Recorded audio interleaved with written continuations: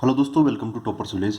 दोस्तों आज हम देखेंगे एक्सरसाइज 7.1 के तीनों क्वेश्चंस जो बचे बचे हुए हैं, क्वेश्चन नंबर 4, 5 एंड 6, है ना।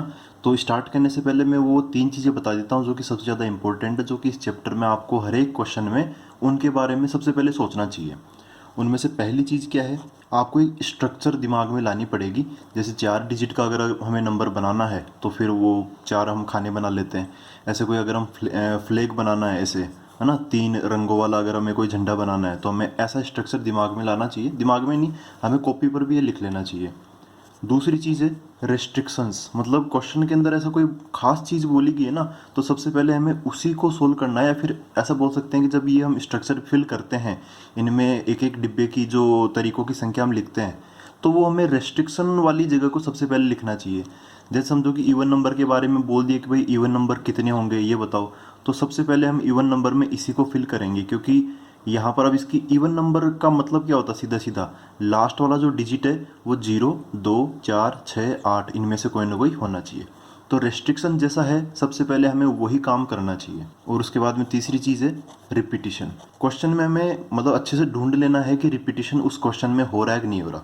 ठीक है, रिपीटिशन होगा तो जो तरीकों की संख्या है वो कम नहीं होगी। जैसे समझो कि यहाँ पर एक आ गया तो एक यहाँ भी आ सकता है, एक यहाँ भी आ सकता है, तो फिर जो तरीके हैं उनकी संख्या बरकरार रहेगी, सेम रहेगी। अगर रिपीटिशन अलाउड नहीं है तो एक बंदा यहाँ पे आ जाएगा तो फिर वो आगे नहीं आएगा, आगे उसके आने के चांस खत्म हो जाएंगे।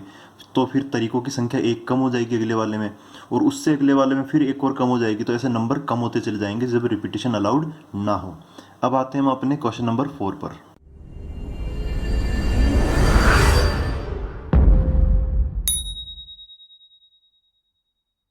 तो देखो दोस्तों, अपना क्वेश्चन नंबर 4 ये है, how many 5 digit telephone numbers can be constructed using the digits 0 to 9 if each number starts with 67 and no 2 digit appears more than once. यहाँ पे ये एक स्टेटमेंट लिखा है कि no digit appears more than once, मतलब repetition इसके according ये है कि रिपीटिशन अलाउड नहीं है। फिर यहाँ पर क्या बोला कि ईच नंबर स्टार्ट्स विद 67, जितने भी टेलीफोन नंबर है कितने डिजिट के, हो 5 डिजिट के, है ना, 1 2 3 4 5 ऐसे। तो जो स्टार्टिंग के 2 डिजिट है वो 6 और 7 होंगे, इनके अलावा कुछ भी नहीं होगा, क्योंकि जो क्वेश्चन ने बोल दिया वही हमें सार सत्य मान के चलना है। तो ये एक रेस्ट्रिक्शन है क्वेश्चन के अंदर, जो कि इस पर आपका ध्यान जाना चाहिए। रिपीटिशन का स्टेटस क्या है, नॉट अलाउड, और रेस्ट्रिक्शन क्या है कि स्टार्ट होंगे 67 से, और अवेलेबल कौन कौन है अपने पास में, 0 से लेकर 9 तक हम किसी को भी यूज़ में ले सकते हैं, और 5 डिजिट का हमें टेलीफोन नंबर बनाना ही है। तो इस इंफॉर्मेशन को मैंने लिख लिया है अपने इस पेज पर। तो सबसे पहले हमें स्ट्रक्चर के बारे में सोचना है। स्ट्रक्चर क्या होगी, 5 डिजिट टेलीफोन नंबर है तो मैं 5 ऐसे डिब्बों का एक स्ट्रक्चर बना लेता हूँ। फिर सबसे पहले आपको रेस्ट्रिक्शन पे काम करना है ना। यहाँ पे स्ट्रक्चर तो बना ही लिया हमने 5 डिब्बों वाली, इसका काम अपना हो गया। रेस्ट्रिक्शन क्या है, यहाँ पर ईच नंबर स्टार्ट्स विद 67, ये रेस्ट्रिक्शन है। तो यहाँ पर 6 लिख ही दो, यहाँ पे 7 लिख दो। तो रेस्ट्रिक्शन पे सबसे पहले हमें काम करना है। यहाँ पर 6 आ गया तो आ गया। अब यहाँ पर आप ऐसे मत सोचना कि यहाँ पर 0 आ जाए, 1 आ जाए, 2 आ जाए ना। और अगले वाले स्थान पे 7 आ गया तो आ गया। अब वहाँ पर भी हमें तरीकों की संख्या सोचने की ज़रूरत नहीं है, ये रेस्ट्रिक्शन है ये। तो सबसे पहले हमने इसी को प्रायोरिटी दी है। फिर अब हम इसको फिल कर सकते हैं, मतलब यहाँ पर तरीकों की संख्या बता सकते हैं, यहाँ पर बता सकते हैं, और यहाँ पर भी हम तरीकों की संख्या बता सकते हैं। लेकिन हमें इसका ध्यान रखना है कि रिपीटिशन नॉट अलाउड। तो ये चीज़ पहले स्थान से लागू हो जाएगी। कई बच्चे यहाँ पे कंफ्यूज हो सकते हैं कि भाई देखो अवेलेबल कौन है, ये अवेलेबल है ना 0 से 9, ये इनको यूज़ में करके हम यहाँ पर ये टेलीफोन नंबर बनाएंगे। तो 0 से 9 में आप ऐसे बोलोगे कि सबसे पहले अभी तक तो देखो कोई आया नहीं है ना, तो पहले इसको भरेंगे। तो 0 से लेके 9 ये कितने नंबर हो गए, टोटल कितने ऑप्शन अपने पास, 10 ऑप्शन है। 0 1 2 3 4 5 6 7 8 9, तो टोटल 10 ऑप्शन हो गए। तो ऐसा नहीं है कि आप यहाँ पर 10 भर दो फिर रिपीटिशन अलाउड नहीं है तो फिर 9 आ जाएगा, फिर 8 आ जाएगा, है ना। अब ये इसमें एक दिक्कत है, क्योंकि 6 ऑलरेडी आ चुका है तो 6 आगे भी नहीं आना चाहिए। क्यों, क्योंकि रिपीटिशन इज नॉट अलाउड। तो यहाँ पर एक बार मैं लिस्ट बना लेता हूँ कौन कौन अपने पास में अवेलेबल है। 0 1 2 3 4 5 6 7 8 9, है ना, ये इतने सारे नंबर्स अपने पास में अवेलेबल है। 6 और 7 ऑलरेडी आ चुके हैं तो ये अब आएंगे नहीं आगे। तो यहाँ पर अब कौन आ सकता है, इनमें से आ सकता है। ये कितने नंबर बच गए, टोटल 10 नंबर है, उसमें से हमने 2 काट दिए, मतलब हटा दिए, तो कितने बच गए 8। तो यहाँ पर कौन आ सकता है, 8 नंबर यहाँ पर आ सकते हैं ना अवेलेबल। यहाँ पर कितने हैं, 8 केसेज है। अच्छा, समझो कि इनमें से जो 0 है वो यहाँ पर आके बैठ गया, तो अब 3 लोग बुक हो गए, 6, 7 और 0, है ना। तो फिर और नंबर, अब अगले वाले के लिए ऑप्शंस की संख्या और कम हो जाएगी क्योंकि रिपीटेशन अलाउड नहीं है। जो बंदे यहाँ पर आगे वो आगे नहीं आ सकते। तो अगले वाले के लिए कितने केस हो जाएंगे, 7 हो जाएंगे। उससे अगले वाले के लिए कितने केस बचेंगे, 6 बचेंगे।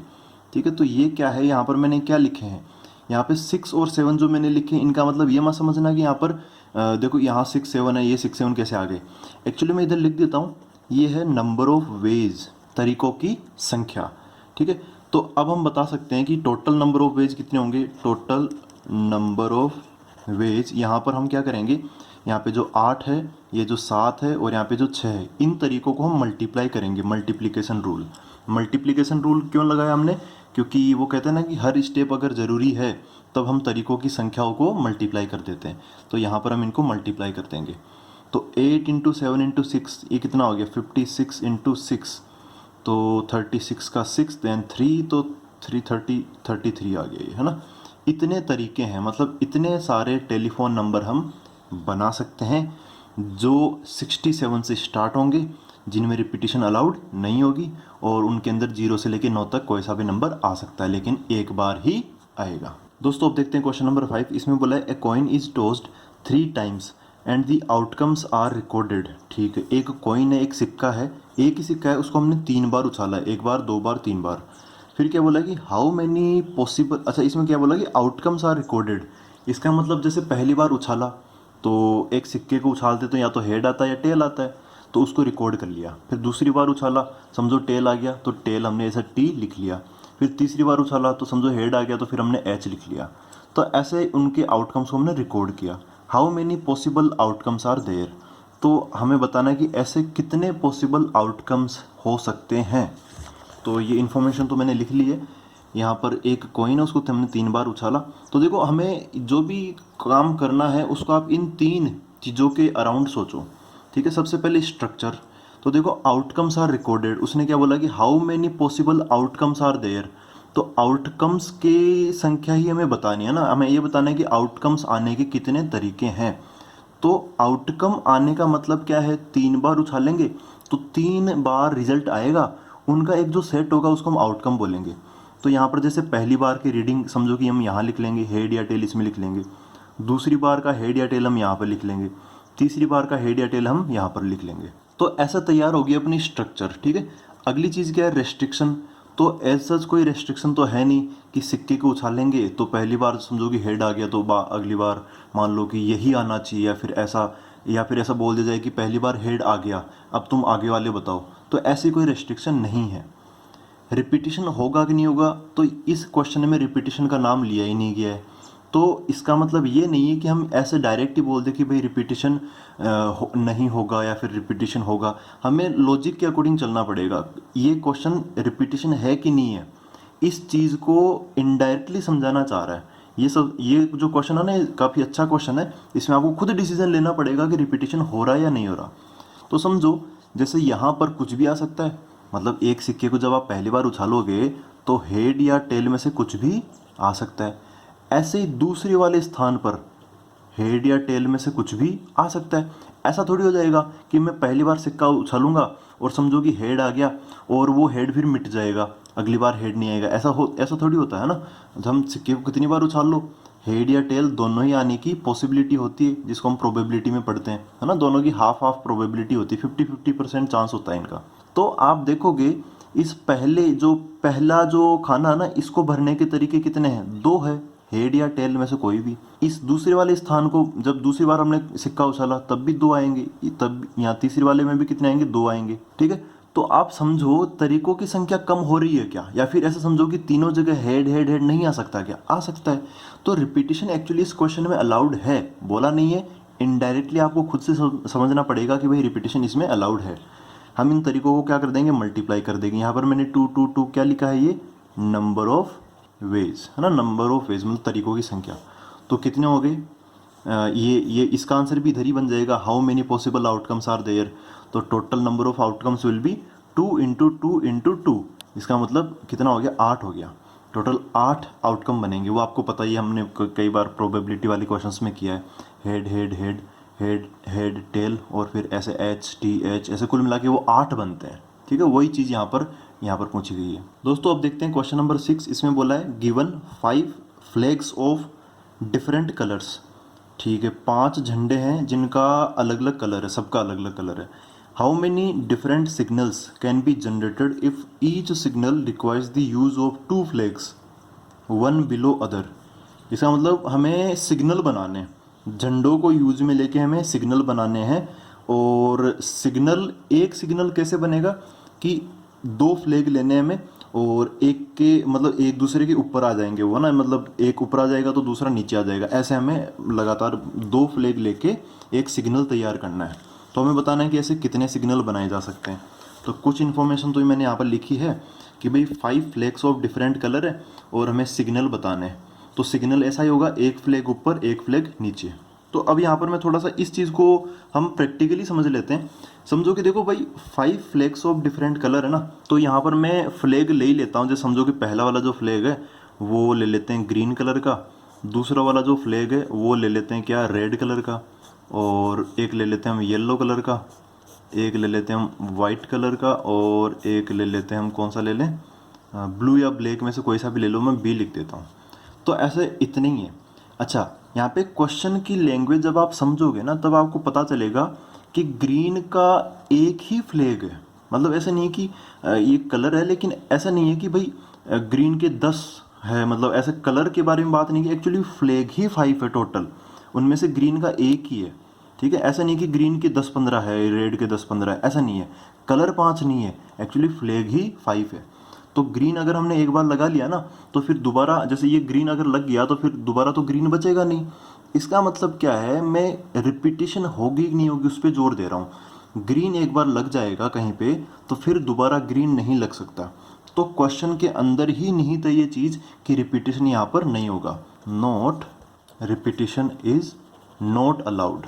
ये कैसे लिखा है मैंने, तो इसका मैं कारण में लिख देता हूँ। यहाँ पे आपको खुद से समझना पड़ेगा, ये सेल्फ अंडरस्टूड है कि ये जो रिपीटिशन है वो अलाउड नहीं होगा, क्योंकि समझ रही हो अब आप। तो सिग्नल अब देखो कैसे बनाएंगे। तो अब आप इन 5 कलर में से कोई सा भी उठा के यहाँ पे लगा दो। आप चाहो तो पहले नीचे वाले स्थान को फिल कर लो, या फिर चाहो तो पहले ऊपर वाले स्थान को भर लो। तो इन 5 में से समझो कि यहाँ पर चलो इसको भर लेते हैं। तो चलो ऐसे मान लो सबसे पहले हम इसको प्राथमिकता देते हैं, बाद में इसको देंगे, है ना, पहले इसको प्रायोरिटी बाद में इसको प्रायोरिटी। तो सबसे पहले इसको भरें। अभी देखो हमने एक भी यहाँ से फ्लैग उठा के यहाँ पे नहीं लगाया, तो ऊपर वाले को ही भरेंगे। तो अभी अपने पास में जब हम पहले स्थान को भरने जा रहे हैं तो अपने पास में 5 ऑप्शंस अवेलेबल है। ठीक है, तो यहाँ पर ये तरीके कितने हो गए इसको भरने के, 5 तरीके हो गए। लेकिन समझो कि ग्रीन, हमने ये ग्रीन उठाकर यहाँ पे भर दिया, यहाँ पे हमने ग्रीन भर दिया। तो अब नीचे वाले स्थान को जब हम भरेंगे तब अपने पास में 4 फ्लैग ही बचेंगे। तो इन चारों में से मैं कोई ना कोई उठा के यहाँ पे रखूँगा।